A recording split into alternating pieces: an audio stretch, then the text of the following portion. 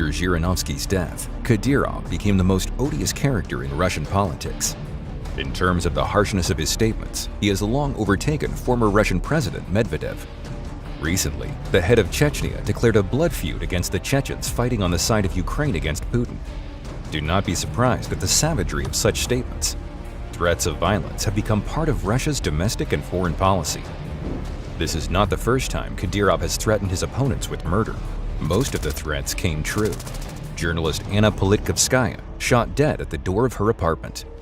Human rights activist Natalia Estemirova was abducted near her own house and then killed with a shot in the head and chest. Opposition politician Boris Nemetsov shot dead 100 meters from the Kremlin wall. The place of his murder can be seen from the window of Putin's office in the Kremlin. These are just the most notorious murders. Take place on the territory of Chechnya every year. Critics of Ramzan Kadyrov are in mortal danger, not only at home, but also abroad. Chechens, who somehow found out about the crimes of the head of Chechnya, are especially under attack.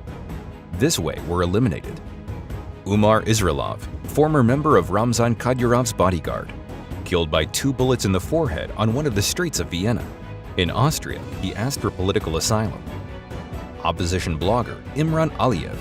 His body was found in a hotel in the French city of Lille with traces of stab wounds. Former field commander Chechen opposition leader Zelimkhan Kangoshvili. He was shot with 1 shot in the head and 1 in the back in the square opposite the Reichstag in Berlin. They want Ukraine's victory no less than the Ukrainians themselves. For them, this is the only chance to ever return home. Before Russia's invasion of Ukraine, a congress in the Chechen diaspora in Europe was held in Brussels. Those present unanimously supported Ukraine. Now, the number of Chechen volunteers fighting on the side of Ukraine reaches 1,000 fighters. There are many among them who opposed Russian troops in Chechnya back in the early 2000s. Kadyrov considers them a disgrace to the nation, but in fact, they are the possible future of Chechnya. This is indicated by the history of the Chechen people. The fact is that the Chechen people are an association of communities. They can be called clans. There are more than 100 such communities, but the largest and most influential number about 20. The clan community is a unique variant of democracy and decentralization. This consensus has been building up over the centuries. According to the consensus of the communities, only a person chosen by the members of the community can become the leader of the Chechen people. Thus, the most influential, notorious, and compromising person has always been at the head of the people. That is, the head of Chechnya cannot be appointed from outside, but Kadyrov destroyed this principle.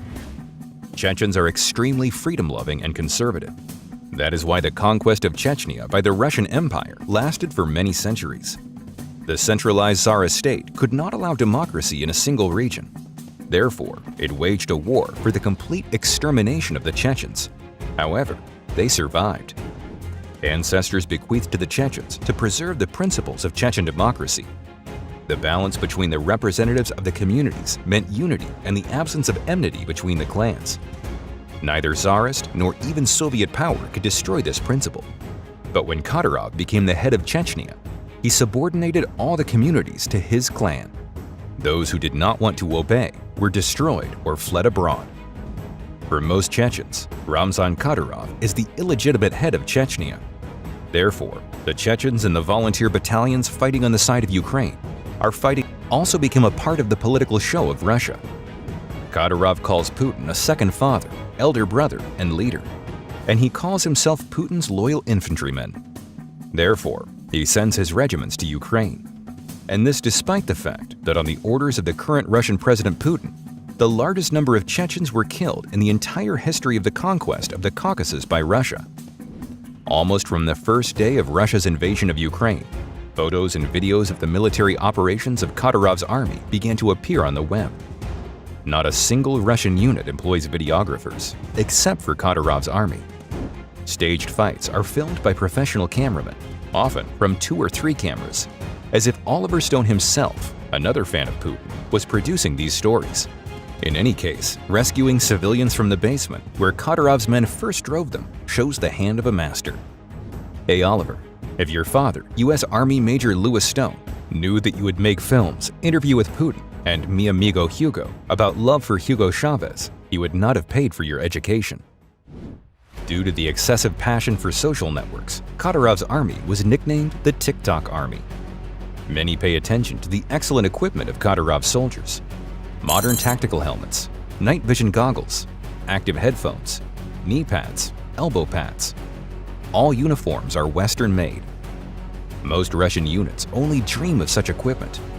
Of the Russian weapons, Kadyrov's fighters have only Kalashnikov assault rifles, but optical collimators and other attachments are still of Western. Usually, the fighters of the Russian elite special forces have two types of equipment, heavy and light. Heavy is designed for assault operations, and the light one is for performing maneuvers far from the line of fire. It is unlikely that a fighter thinks about convenience in the face of mortal danger. The main thing is to survive. Therefore, no one will storm enemy position in light equipment when heavy equipment is available. Kadyrov's fighters are always dressed in a lighter version, but in their videos, they claim they are storming fortified Ukrainian cities. How so?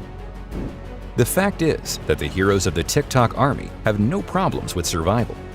Light equipment allows them to move quickly to change locations, but not in the place of hostilities, but the place of filming. Hence the impression that Kadyrov's army is fighting everywhere, in all sectors of the front. The rest of the fighters who do not participate in the filming are armed and equipped according to a low Russian standard. These are either mercenaries who do not care who they kill, or prisoners who are promised freedom in exchange for participating in the war. Most of them are not of Chechen origin. This is a very curious fact. You will now understand the reasons for such tactics of the head of Chechnya. At first, Putin liked the patriotism and media-using character of Ramzan Kadyrov's army. The Russian president publicly praised them for their courage when they promised to give their lives for the glory of Russia and swore allegiance to Putin. But when it became known that Kadyrov was actually sending outside mercenaries rather than his own elite unit, on whom the FSB and the GRU have compromising evidence. Thus, these public heroes, who received an undeserved award, remain on a short leash with the Russian president. This way, Putin made State Duma, Federal Assembly member, Adam Dolinkhanov, a hero of Russia. The authority of this person in the army is zero, because all the military know that Adam Dolinkhanov is not a soldier or an officer, but a criminal. Not a single person in the Russian army will support Dolinkhanov if he suddenly decides to act against Putin. While rewarding Dolinkhanov, Putin simultaneously left himself a maneuver for possible discrediting of the head of Chechnya. After all, Adam Dolinkhanov is the cousin of Ramzan Kadyrov. If Kadyrov suddenly becomes too independent, then this topic will blow up on TV. Now Kadyrov is absolutely loyal to Putin, but if something happens to Putin, Kadyrov will immediately be under attack, either from the new master of the Kremlin or from other Chechen. Help the channel to grow by subscribing and activate the notification bell to stay informed about our next videos. Don't forget to like the video and leave your point of view in comments.